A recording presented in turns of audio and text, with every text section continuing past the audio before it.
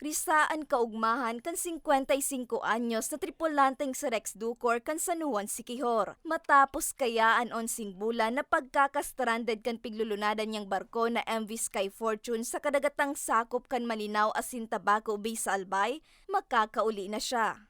Kaming lahat ng crew dito nagpapasalamat sa mga otorite sa Tabaco, lalo na yung PEC. Lahat ng otorite nagpapasalamat po kami na makauwi na. Siring sa ibang pag-iriba, pigpapasalamat man kan tripulanteng si Eduardo Peña na makakauli na siya sa iyang pamilya. Nakauwi kami ngayon. Makapiling na yun kasi galit na sa akin yung asawa ko eh.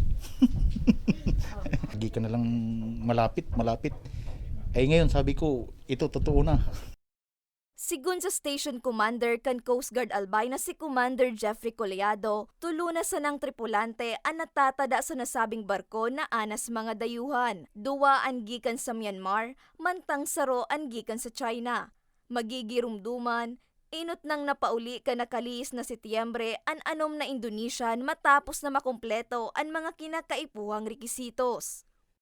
Naiwan doon, including po si Chief Mate, si Third Engineer, and also the Peter, the Chinese nationality. Opo, yun po sa requirements, no, kasi hindi naman po kasi ito local, international vessel po yung nila. That's why we're complying the requirements provided by the law ng ating mga seaman. No?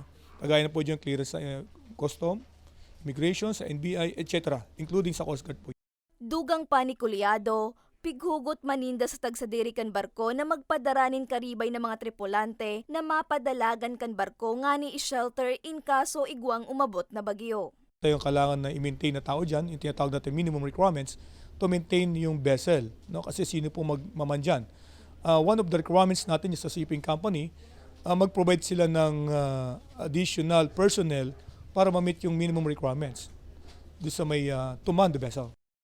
Mientras tanto, antes ang pagpapauli sa 8 Pinoy crew, pig-check man ang mga ini kan Bureau of Quarantine kan DOH Manila. Ugma man ang Bureau of Customs Legazpi na dagos na nindang napauli ang mga kababayang tripulante.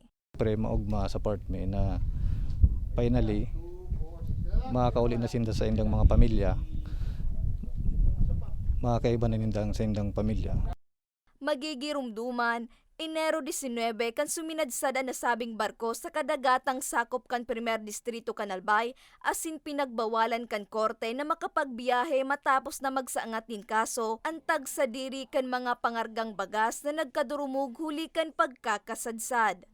Para sa mga istoryang tatak Bicol, Laorny Miranda.